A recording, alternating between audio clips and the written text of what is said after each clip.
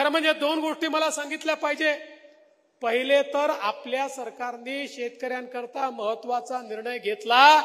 आता आम्ही तुमचं विजेचं बिलच माफ केलेलं आहे. कोणत्याही शेतकऱ्याला विजेचं बिल भरावं लागणार नाही. आणि सोबत दुसरं काय केलंय? आम्ही सौर कृषी वाहिनीची योजना आणली. महाराष्ट्रातल्या शेतकऱ्यांना 16,000 मेगावॅट वीज लागते. त्यापैकी 12,000 मेगावॅटचं त्या ठिकाणी आम्ही हरित ऊर्जीकरण किंवा सोलर मध्ये कन्व्हर्शन सुरू केलंय, जे 1.5 वर्षात पूर्ण होणार आहे. उलट 4,000चं आता काम अजून चालू करतोय.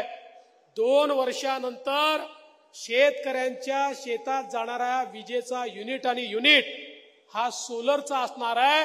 त्यामुळे शेतकऱ्यांना 365 दिवस दिवसा वीज आम्ही देऊ. त्यांना रात्रीच्या विजेची आवश्यकता पडणार नाही. म्हणजे विजेचं बिलही नाही आणि 24 तास तुम्हाला वीज त्या ठिकाणी देण्याचं काम आपलं महायुतीचं सरकार या ठिकाणी करताय.